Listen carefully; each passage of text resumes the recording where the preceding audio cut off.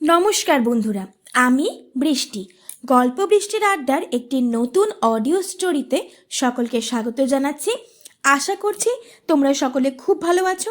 তোমাদের ভালোবাসায় এবং আশীর্বাদে আমিও বেশ ভালো রয়েছি। আজ শনিবারের স্পেশাল একটা গল্প রেডি সবসময় থাকে। তোমরা সকলেই প্রায় এখন জেনে গেছো যে মঙ্গল, বৃহস্পতি, শনি আসে গোপাল ভাঁড় সিরিজের একটা করে হাসির এবং মজার গল্প। আজ তার কী করে অন্যতা হয় বলো দেখি। যতই আমার শরীর খারাপ থাকুক, গলা ভেঙে যাক, আমি বারবার চেষ্টা করি যে আমার বন্ধুদের মুখে হাসি ফোটাতে। সেই জন্য ছুটে আসি বারবার তোমাদের গল্প শোনাতে। তাহলে আজকে কি গল্প শুনবে বলো? গোপাল ভাঁড় সিরিজের একটা মজার গল্প হয়ে যাক। তাহলে সেই গল্পের নাম হচ্ছে গোপালের ঘরে চুরি। তাহলে আর কথা বলে সময় নষ্ট কেন করি বলো তো? মিষ্টি মিষ্টি বন্ধুরা তো রেগে যাবে, কারণ বেশ কয়েকটা দিন ধরে একটুখানি টালমাটাল অবস্থার মধ্যে চলছিলাম। নিজের শরীরটাও খারাপ ছিল, আর আরও অনেক কিছু কারণ ছিল, যেগুলো একটা ভ্লগের মাধ্যমে জানিয়ে দিয়েছি।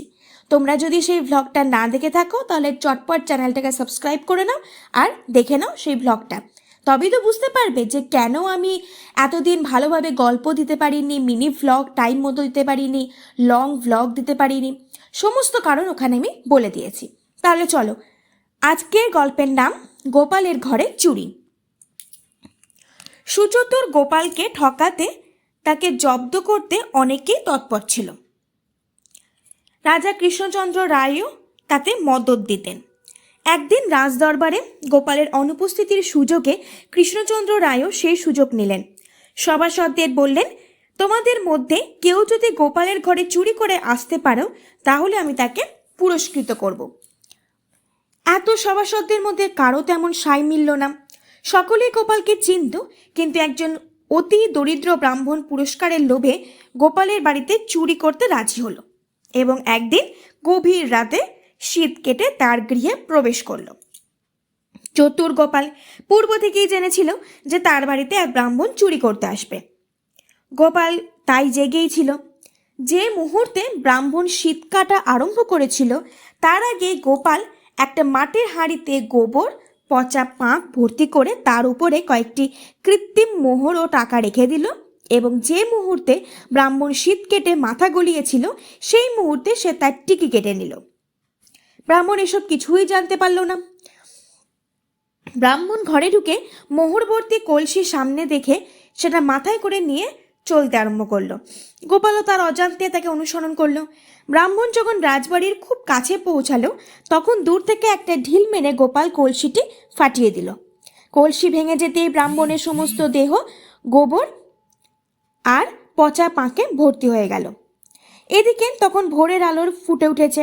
কৃষ্ণচন্দ্র রায় প্রাতঃভ্রমণে বেরিয়েছেন।